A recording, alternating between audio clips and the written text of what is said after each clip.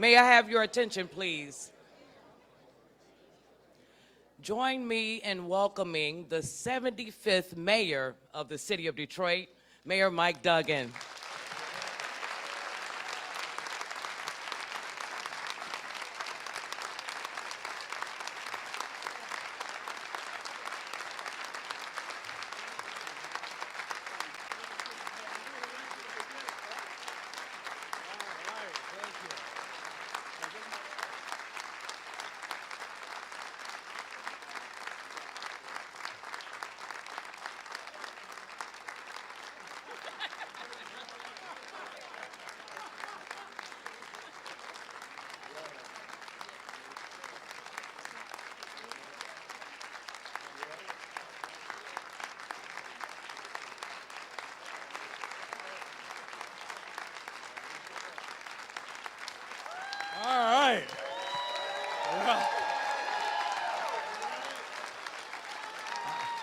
I'm glad to see everybody in such a good mood. Please sit down.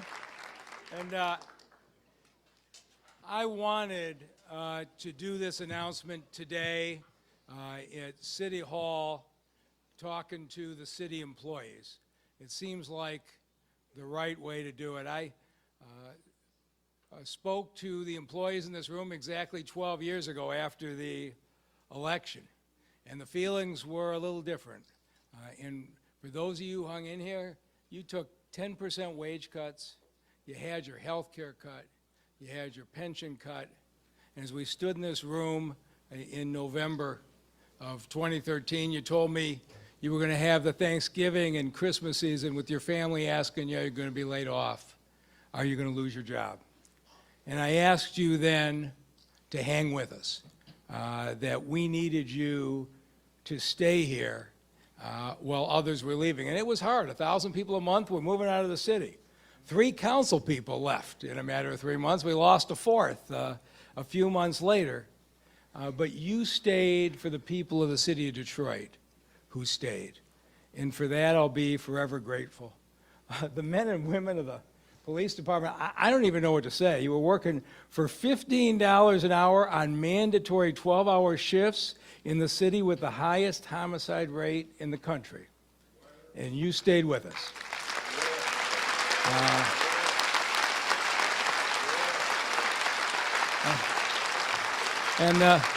The men and women of the fire department, you remember what it was like. Your rigs broke down on the way to scenes. You were in firehouses where the roofs were leaking. And there were times it took an hour to make an EMS run. And you stuck with us. And today, we have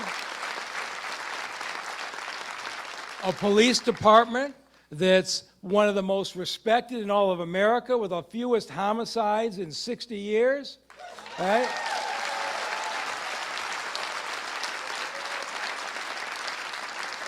A fire department where the firefighters got cross-trained as medical responders, and we're now to an EMS run in 7 minutes and 30 seconds, as fine a record as there is in the country. And to all the other employees, you remember what it was like. If you went on your computer, the Microsoft was 8 generations old. You couldn't even open attachments, you remember? That's if your computer worked at all. But it is a very different situation today. And today is a day for thank yous. To my family, my wife, Sonia.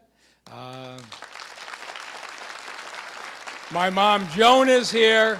My son, Ed, my brothers, Jim and Dan. When you're in public service, your family is in public service with you. To the members of the cabinet who have overcome enormous odds. When they signed up for a cabinet in a bankrupt city, they weren't sure how it was going to work out for their careers. But they've done a terrific job. The members of City Council who have been full partners in Detroit's recovery for the last 11 years, thank you for what you have done. My friend, County Executive Warren Evans, who has been with us shoulder to shoulder from day one, to the business community and the labor community. Dan Gilbert from downtown, to the work he's done in the neighborhoods. the Illich family and what they did, and then bringing in Arn Tellem and the Pistons and having that entertainment center downtown. I could thank everybody. Gary Torgo with the new bank and apartments downtown, and Roger Penske with the Grand Prix, Bill Ford, the train station, GM with Factory Zero, Stellantis with the new plants, Emmett Moten bringing back the United Artists Building, the Carpenters building a new training center in the city of Detroit, and the electrical workers doing the same thing. It's been a lot of people who have done this together. The 176 Motor City Match businesses, right?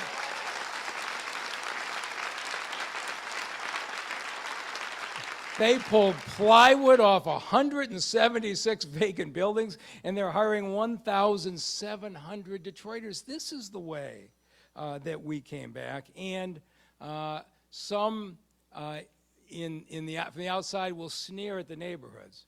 I'll tell you this, the 650 block club presidents in this city that have brought their neighborhoods back with enormous pride. You saw the University of Michigan report in 10 years, homeowners in this city have gained $4 billion in wealth as property values have doubled and tripled across the city. Thank you to everyone in the neighborhoods that made that possible. But mostly today, I want to say thank you to the people of the city of Detroit. Being a big city mayor is kind of rough in this country. I watched my fellow mayors in San Francisco and Minneapolis and Chicago get voted out after their first terms. I watched mayors in Nashville and Atlanta just leave after their first terms. But for 11 years, the people of the city have been kind and supportive. Every neighborhood I'm in, every church I'm in, every store I'm in, it has been truly remarkable. And I want to talk to the people who are with me in 2013. Malik Shabazz and Peggy Noble, who were there when nobody, thought I could do this. But, and Akila, thank you. You right on cue. But in 2013, I was a kid who grew up in Detroit and remembered the city as a magical place and thought I could help. And I decided to go house to house and talk to people about how I thought I could fix the street lights and do the abandoned houses. And I did these house parties. 250 people opened their homes, and I sat in living rooms, and I thought we were going to talk about the drug houses in the neighborhood. Peggy hosted the third one. But when I got into those living rooms, the conversations were not what I expected. And they transformed me. But you know what the conversations were about? Most times, I drove myself to every one of these, and most nights I was the only white face in the room. And I talked to people across generations, and they didn't want to talk so much about the city. They wanted to tell me their story.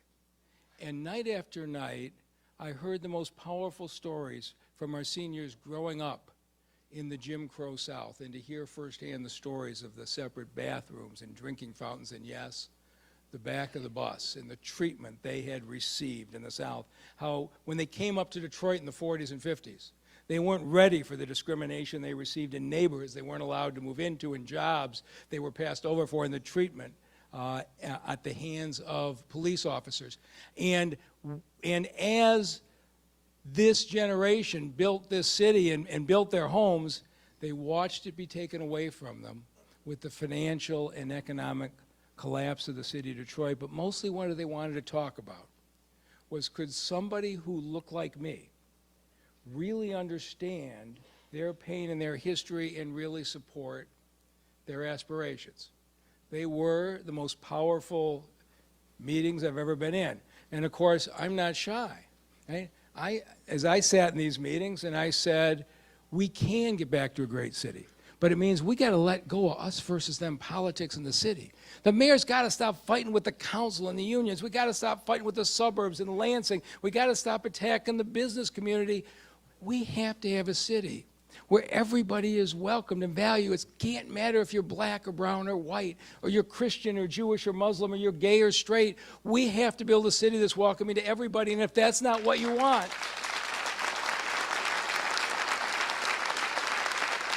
I said, don't vote for me. And I had a night, these were rough conversations. I had a night where a lady started in on me and had a very powerful story of growing up in Jim Crow, Mississippi, and the way she was treated. And then the way her family was denied a house in a neighborhood in Detroit. And the way her father couldn't get the good jobs he wanted, got the menial jobs. And I'm listening and I'm thinking the pain, and she's looking at me trying to figure out what to make of me. And I thought, this is too hard. The racial pain and division in the city is too historical. It runs too deep. I'm just not going to be able to get past it. And when I got up at the end of that night to walk away, that lady came up to me. She took my hand like she had an iron grip. And she looked me in the eyes and she says, I'm 80 years old. She says, and I haven't voted for a white man for mayor in 50 years. She said, but I'm going to vote for you. And I thought,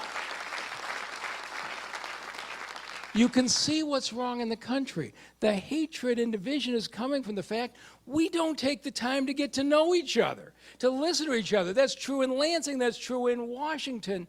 And I thought, maybe this is something special. But of course, you remember what happened. I got thrown off the ballot for filing my signatures too early, right? I went up north. Peggy rounded up a group of people and protested outside the Court of Appeals like they were going to reverse their decision. People were honking. She says, you got to try a write-in. I didn't even know how write-ins worked. I said, all right, I can't let folks down. So I came back and said, we'll try this write-in. And then they found this barber, Mike Duggan. And they were going to cancel my votes on the write-in.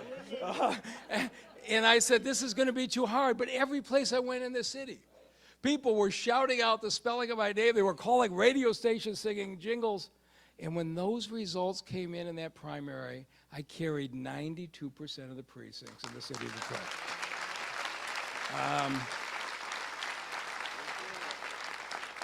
A large part of who I am today was shaped in those living rooms in 2013. And I will be forever grateful for the people who had the courage to open their hearts to me and make me understand. I stood here in January of 2014, and I said, I want to be judged by one thing. Is the population of the city of Detroit going up, or is it going down? And I had a lot of people say, that's crazy, don't do that. But I didn't actually run to fix streetlights and pave roads. I wanted to change the direction of this city. I watched with pain as everything was taken away from us over those decades.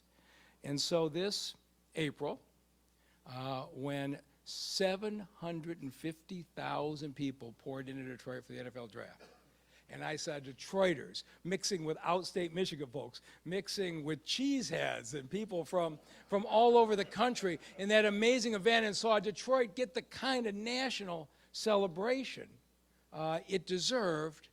And then 1 month later, the Census Bureau released a report, and for the first time since 1957, the population of Detroit is officially growing again. Amen. And so, as I thought about it, I realized that I had done what I set out to do. This really was what I wanted to contribute.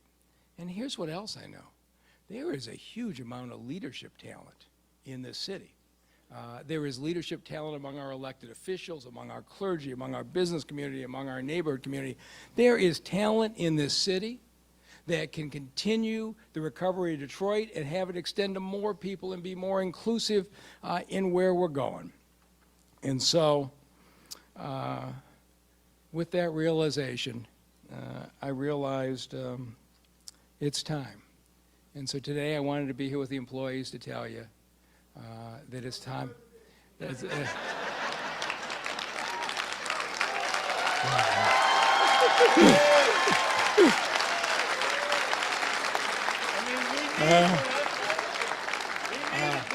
So today is not going to be about my future. I'm going to discuss that in the coming months, but I am here to say that I will not be a candidate for re-election for mayor of Detroit in 2025. We are going to see that talent emerge. And I don't have a favorite candidate. I don't have somebody that I've picked out. I'm going to be like the other Detroiters. I'm going to watch these candidates emerge and see who the right leader is. Somebody who will continue to bring us together. Somebody who will have the courage to tell you the truth about what you can do and what you can't do. But here's what I know for sure about this city. The next mayor is coming in a far better place. There's not, right?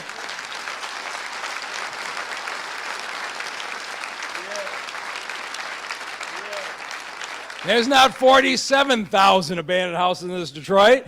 We're down to 3,000, and LaJuan's knocking that number down every single week. We're not billions of dollars in debt and bankruptcy. We've had 10 straight balanced budgets, an investment-grade credit rating, and we're leaving the city with $500 million in reserves in the rainy day fund and the retiree protection fund. This city is prepared to weather what comes. And so I am very confident in our city's future. So as I say, I'm going to talk about my future some weeks in the future, but today I want to talk about the city.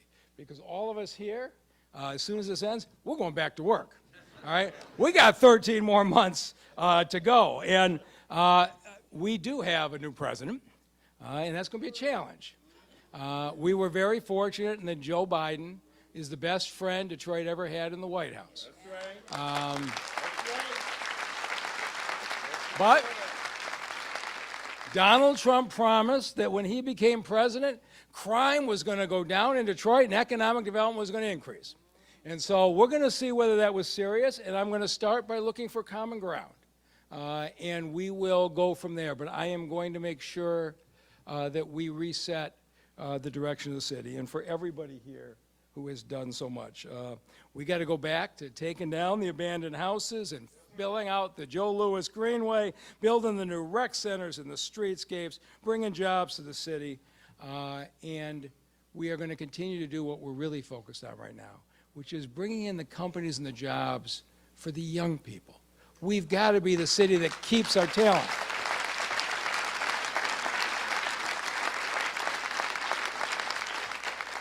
I really believe Michigan's greatest export is not cars right now. It's our young people. And the city of Detroit is taking the lead in creating a community where that young talent wants to stay, and we're going to be doing that every day for the next 13 months. But I just want to say now to my fellow Detroiters that being your mayor has been the honor of a lifetime. I will forever be grateful. Thank you, and God bless you.